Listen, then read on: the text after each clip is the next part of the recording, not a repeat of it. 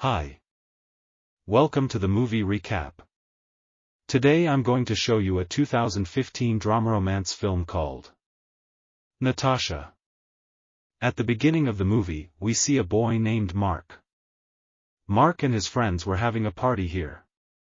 After the celebration was over, Mark meets a girl in a room for a physical. But this girl won't have any physical contact with Mark, so Mark quietly leaves here and goes to his house.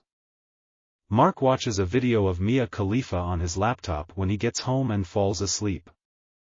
The next day, his mom picks it up and tells him to get up early and get ready because his uncle is coming to meet him today. Next, Mark's uncle, accompanied by his wife Gina, visits Mark's house. Jeannie was Russian. Mark noticed Gina's bra while they were having dinner together, so he started looking at it.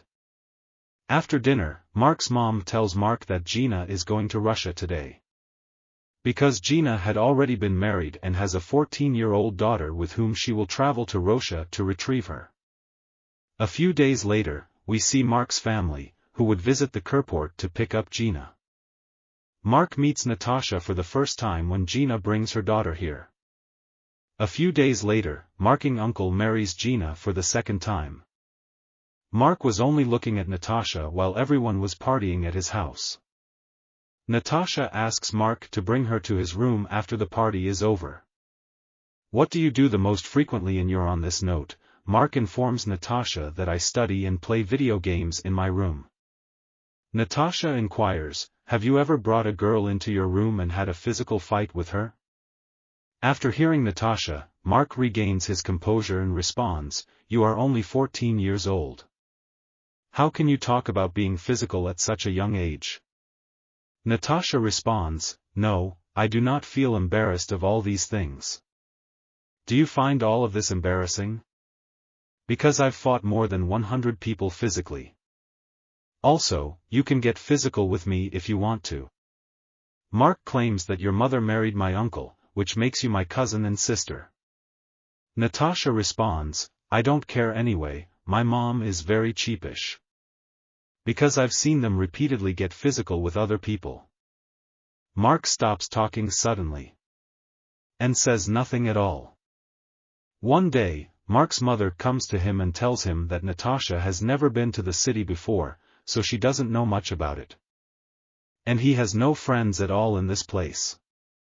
That's why Natasha won't become a friend until she does. Stay with us despite her appearance to be your cousin sister. Natasha tells Mark about her troubled and early sexual past. It turns out that she was a porn star in her own country, and seems to despise her mother Zina for keeping an eye on her. We never know who to believe despite the frequent passive-aggressive arguments between the two. After all, Natasha might actually be a troubled child with dark tendencies who is abusing the affection of her mother, who is alone and in desperate need of a companion for life. She might also be telling the truth when she says that Zina is a dishonest deceiver who wants to ruin the life of Mark's uncle. The richly drawn conversations and situations among family members contrast with and heighten the suspense that Bezmozgis maintains between the mother and daughter. In Natasha, the generational differences, which are not just age-related but also driven by culture, are clearly shown. And in living rooms and at dinner tables, opinions about the conflict between Israel and Palestine as well as ordinary thoughts about life are ceremoniously shared.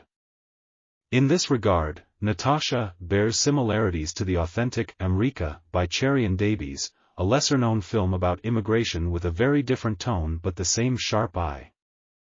The young, charismatic lead character Gordon, who with a cool, unaffected demeanor narrates the complicated journey of an emotionally damaged young woman, is without a doubt the real draw of Natasha. In Bezmozgis' modest film, she effortlessly brings out the best and most mysterious aspects. Thanks for watching.